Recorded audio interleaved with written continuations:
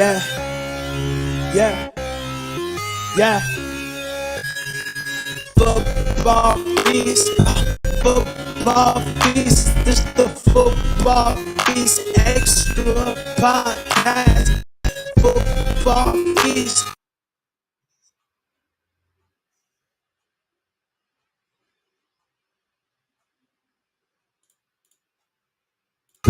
Football feast, football feast extra podcast. Playing soccer, grab the piece. Playing soccer, time to beat.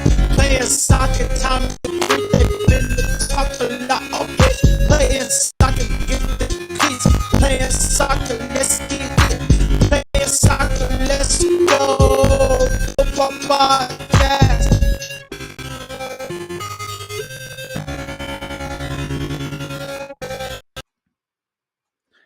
Hello everybody and welcome to FPL Game Week 2.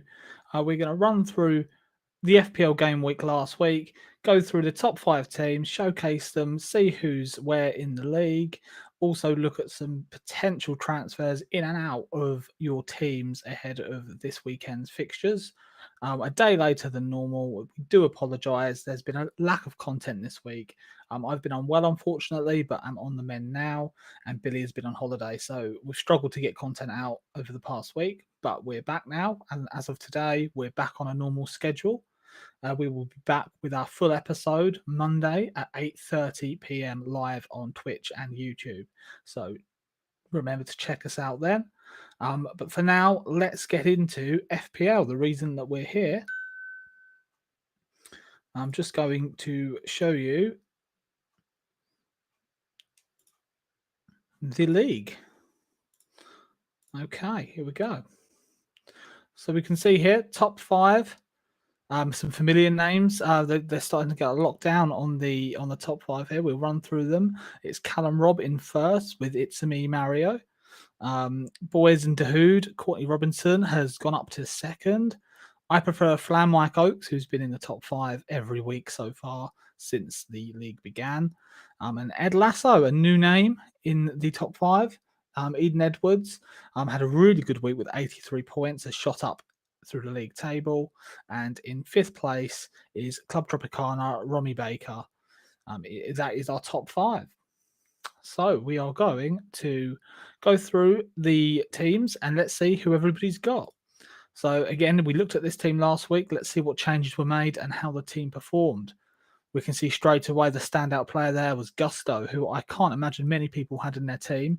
It's a very, very good pick. 14 points for Gusto in Chelsea's 3-0 win over Luton. Onana, unfortunately, not getting any points in his game. William Saliba with 1 point. Ben Chilwell with a clean sheet, 6 points. So really good, a really good time to have Chelsea defenders really in that 3-0 win against Luton. Not a good day out for Estepinion, 1 point for him, but a lot of people have him. It's a bit like Haaland. It's almost a free hit to have Estepinion in your team because you're not going to lose too much ground with him in the team. Phil Foden did play. He came off the bench and managed to get 4 points for Manchester City. Bukayo Saka with the penalty. It looks like he is back on penalties. He didn't take the one that Odegaard took against Palace. So it's interesting to see what Arsenal are doing with their penalty takers this season. He did score the one against Fulham though and get 8 points. Bruno Fernandes, 12 points. He also scored a penalty and got an assist. So a good day out for Bruno Fernandes. Again, Brighton didn't have the best of games. Mitoma with 1 point there. Just the attacking players or the players for Brighton that you would normally put in weren't the ones to contribute this time. Mo Salah with 5 points, an okay performance for Liverpool there. You see 1 assist, and Erling Haaland with 8 points after getting a goal, but also missing a penalty, which again most people had Erling Haaland, if not everyone. So it's not really going to set you back too much. We'll take a quick look at the bench as well. Matt Turner on 3 points, a popular pick. João Pedro, he might be one that you're looking to get rid of now because he doesn't appear to be starting games for Brighton. So he may be one that you want to consider getting out. Mwamba, who is just in there as a bench filler. A lot of people have him. He's nice and cheap at 4.5 million. And Bell with 1 point. So that is our first place participant, Callum Robb. We're now going to look at Courtney Robinson's team. This is another team we reviewed last week. Let's see what changes they made and how their team performed. Edison still remains in goal for them. Estepignon with 1 point, as we've discussed. Saliba, another person that transferred in Gusto. Really, really good transfer because they were not in their team last week. And that's paid off for them. Really, really good. Mo Salah with 5 points, as we've mentioned. Bruno Fernandes, Saka, a lot of familiar names. Mbeumo for Brentford, only 2 points for him this week after a really good opening 2 weeks. And Moussa Diaby with 12 points. Really good game for him. Got a goal, an assist, and 2 bonus points. So really good for Diaby owners this past game week. Julian Alvarez with 2 points and Haaland with 8, and a 1-0 win for City. So not too many good performances, not too many points won in FPL. The bench again looks very familiar. Matt Turner, Matt Aaron's on the bench. Baldock and McCarthy, on the bench. So again, it's another team where the bench is used sparingly. But well done, Courtney. Very good week for you, and you are second. We'll go on to Mike Oakes. In goal, we've got Onana. Again, 0 points. Unlucky, but you're not the only one to have had Onana. Estepignon with 1 point, as we've already mentioned. Another person with Ben Chilwell. Another person capitalising on that Chelsea defence. So a good decision there. Henry in defence for Brentford. Unfortunately, no clean sheet for Rico Henry, 2 points. Luis Diaz was sacrificed, unfortunately, due to the Virgil van Dijk red card. So very, very unlucky there to only get 1 point, but that's sometimes the way it falls. Diaby, brilliant, 12 points. Maddison, fantastic. First person we've seen with Maddison, 10 points for him. Really did run that game for Spurs. Bukayo Saka and Bruno Fernandes make up a really high score in midfield. Alexander Isak and Erling Haaland. I'm guessing we were hoping for a sort of a 4-4 here with both of these scoring hat-tricks, but it wasn't to be. Haaland, we've talked about that missed penalty and the goal with 8 points as the captain, and Isak wasn't able to get on the score sheet or get an assist.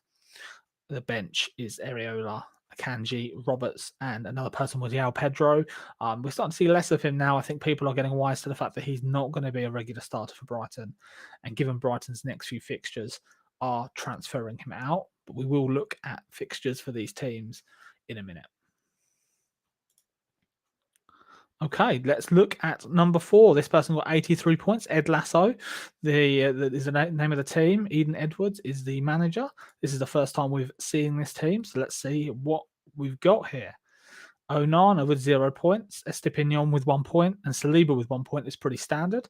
The first person we've seen with Udogie for Tottenham, 12 points. Really, really good game for him with an assist, a clean sheet, and 3 bonus points as well. Really, really good pick. Bukayo Saka and Bruno Fernandes, we've seen lots of 8 and 12 points. Marcus Rashford with 7. Diaby with 12 points as well, as we've already discussed. Mo Salah with 5. And this is where the points are won here. This is the first person we've seen without Erling Haaland in their team. He's not even in their squad. Captain Jackson, who got 14 points, who scored a goal and got 1 bonus point for Chelsea, and also had Darwin Núñez, who came off the bench to score those 2 goals and get all 3 bonus points. Really, really good. Really brave decision, and it's paid off for him. 83 points. Fantastic. Congratulations goes out to you.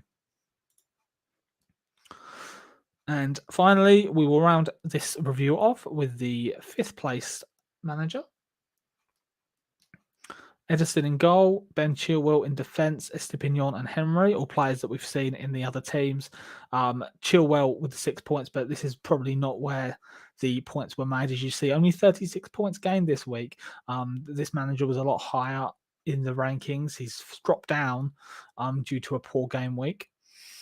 Gabby Martinelli, Solly March with 2 points each. Bukayo Saka is actually the highest scoring player of this team with 8 points, joint with Haaland, who we've already discussed in length.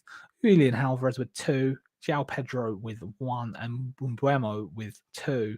Not many points on the bench either. A stronger bench, though, than what we've seen. Areola, Luis Diaz, Emerson, and Reece James. So all players that could potentially be or subbed in other than Reece James to make a difference in the next game week. So he's still retained a top 5 position, but a poor week considering. So they are the of the game week. Let's have a look at where the hosts are. Let's do it in order of where we come in the league. As you can see, I'm actually 9th. This is my team. We're going to have a quick look. 56 points. I'm not going to go into it in too much detail because we did look at it last week and it hasn't changed too much. Johnson and Pau Torres in defence. With Johnson in goal with Pau Torres, Estepinion in defence. Desai, so that Chelsea defender, to get you 6 points, which a lot of people have had this week. Bruno Fernandes and Saka we've seen quite a bit of in teams. Marcus Rashford, Gabby Martinelli and Mitoma. Poor weeks for Mitoma and Martinelli. And then we've got Haaland as the captain and Jackson with 7 points. 56 points in total, an above average week, but nothing to write home about. But risen up to 9th, is the highest of the hosts in the fantasy. We're then going to look for the next person. Here we have, I think we should have our head. We've got Sean Barron here. A few more players. 50 points. Edison in goal. Pinnock, Saliba, and Pau Torres in defence, and not really many points coming from defence. Saka, Rashford with 8 and 7 points, which is fairly okay. Mo Salah as well with 5 points. Kovacic, as I think he's going to gain many points this season. He's not one for many goals and assists, but we'll see how that turns out. Darwin Núñez, another person with Darwin Núñez, 11 points after that heroic comeback against Newcastle. Erling Haaland as captain, and Alexander Isak not on the score sheet.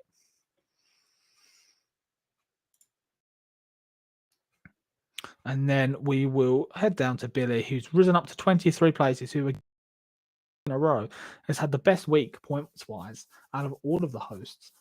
Jordan Pickford in goal with 2 points, Ben White with only the 1 point, but Colwill and Udogie 6 and 12 points respectively after clean sheets, and Udogie we've looked at already with an assist, clean sheet, and 3 bonus points.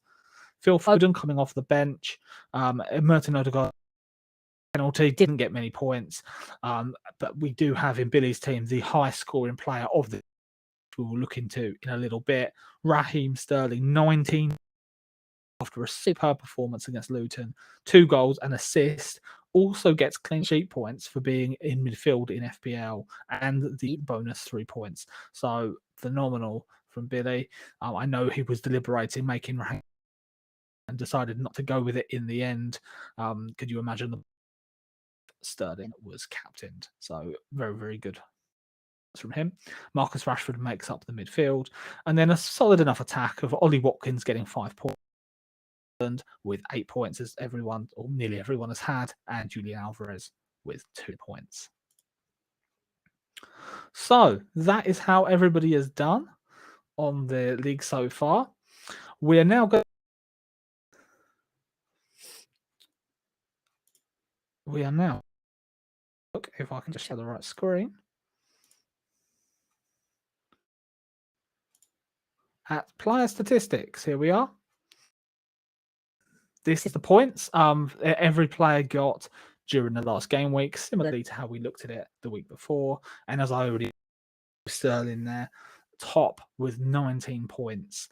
Matty Cash in second place. He scored 2 goals for Aston Villa. If they had managed to keep a clean sheet, Matty Cash would have been top of this list. An incredible performance by 11.7% of managers. So if you're a Matty Cash owner, from there, 17 points. Gusto, we've seen from a few people at the top end of our league, 14 points for Gusto, and DRB on 12 points, along with Gerald Bowen. As we go down a bit further, we've got Núñez, Jose Sarr, all on 11 points. João Palhinha, Rodrigo Gordon on 10, along with James Maddison. And then a bit further down, we've got some players on 9. such as Shade, Ericsson, Saka, Pereira, Kulusevski, and Kilman. That is what it looks like for the round. Let's have a quick look at. So this is for every week. Let's look to see who is at the top. Leads the way, joint with Rodri for 26 points. Of course, Rodri getting another goal in Manchester City. Manchester City's win at the weekend after they were pegged back, and then Rodri hit back immediately. Points, and Mbeumo on 25, Raheem Sterling on 23. 23 as well, Messi, Cash, and Diaby on 22. Some good representation there. Visa and Anderson also on 20. Maddison. And if you look at the ownership here, 19.8% ownership of Maddison, the player on the top ones that I've just read out there. Saka's owned by 66.3% of FPL players. Being put in midfield, 21 points. Awoni, I think I've said that right. 20 points for him, along with Romero, on 19, along with Bernd Leno. So they are your the entire 3 weeks that have been played so far. So finally, let's look at some Premier League. You might be wondering who you want to transfer in your team. Transfer out. Well, let's have a look to see what teams have got what teams next.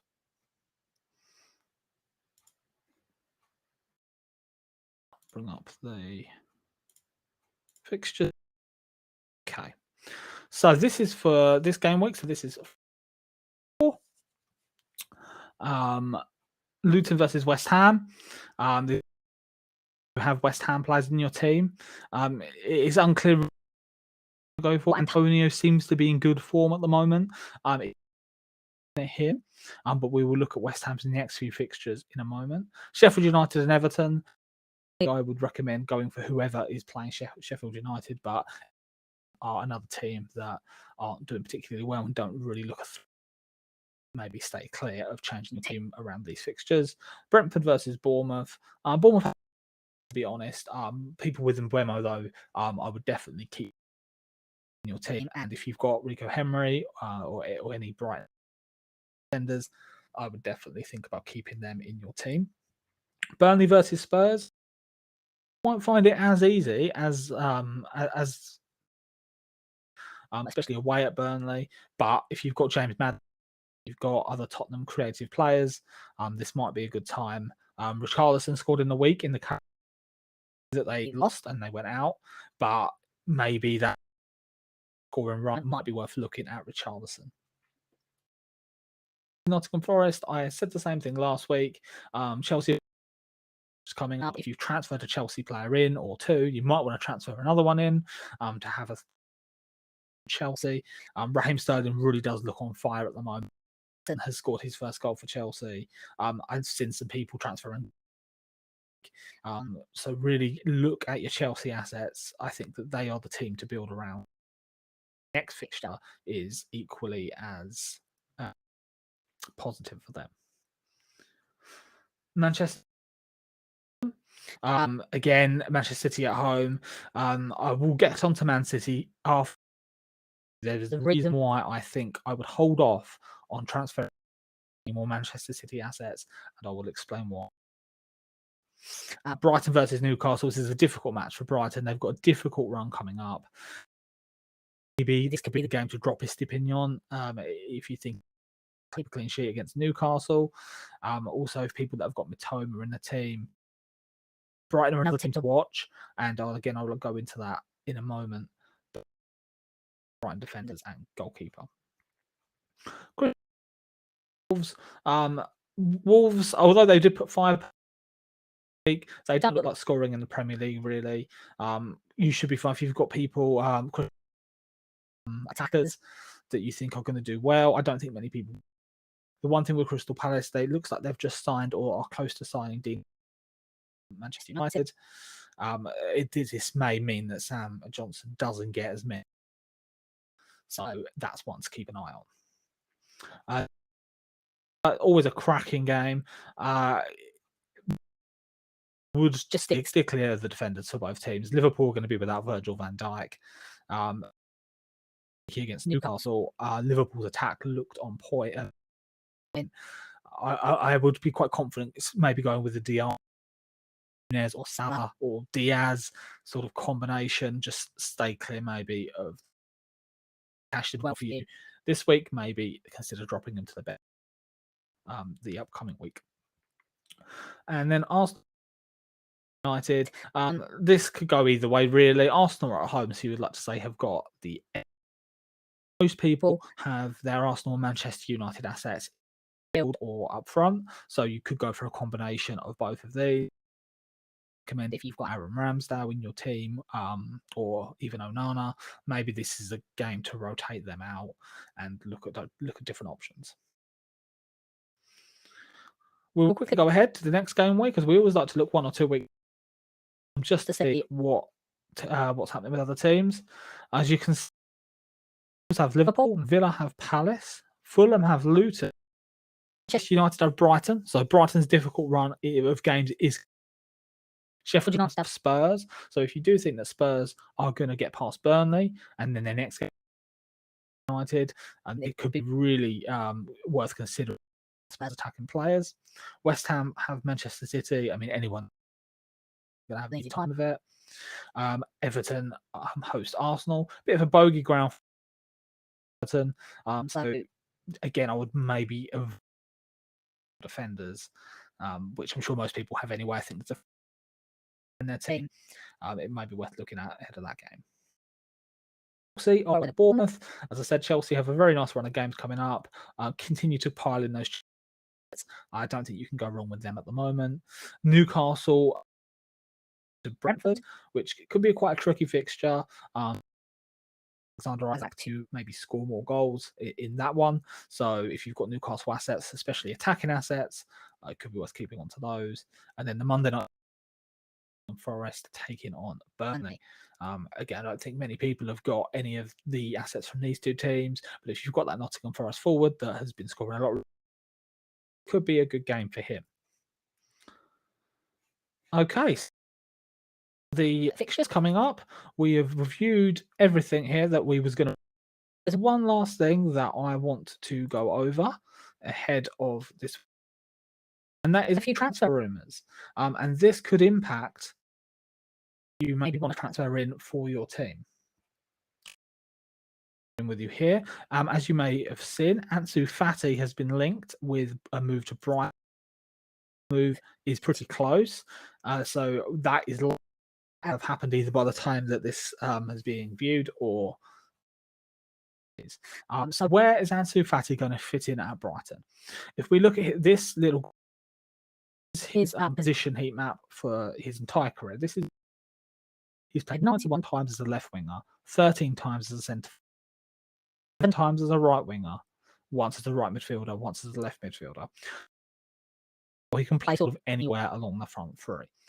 If you for Brighton, you've got Solly March plays on one, Matoma playing on the other wing, and then up front it's already a toss-up. Danny Welbeck and Evan Ferguson. I don't think that is where Fati is going to be playing. I think he's like for Solly March, who is the best performing FPL at the moment. So it is Brighton's difficult run of fixtures, and the fact that Ansu Fati looks to be coming through the door. Brighton game time to Matoma and March as they have, may be worth cutting loose there. The other bit of advice I wanted to give you is Manchester City. I mentioned I was going to come back to them. Looks to be coming in at Manchester City. I don't as the Ansu Fati deal, but it's looking very likely. But it's very fun. If Matheus Nunes does come in, looking at his heat map here, 8 times he's played in left midfield, 15 times as an advanced midfielder, 7 times at right midfielder, 87 times as a central midfielder, times as a defensive midfielder. Now you can pretty much rip this up when it City and Pep Guardiola, but it's likely that Matheus Nunes is going to play somewhere in the middle, although he could be forced out wide, a bit like all the midfielders. So if you're an owner of Bernardo Silva, Phil Foden, Julian Alvarez, any of those players, Matheus Nunes coming in might disrupt or might mean less game time. Of course, Jeremy Doku has also signed for City recently. It's another lot of competition for places already at Manchester City. If you've got some of those fringe players, we'll just ditch them. Like, I absolutely think that they will get a lot of points. They're just such a points risk. Some of them are quite expensive. I would maybe look at rethinking with Manchester City assets. And that's everything. That is the review of Game Week 3. I prefer to put Game Week 2 in there somewhere. It is Game Week 3. It's been a long week for me. Very well. But hopefully you was able to. And I will see you next week for the next Game Week review. It will be Wednesday evening, PM. I'll see you then.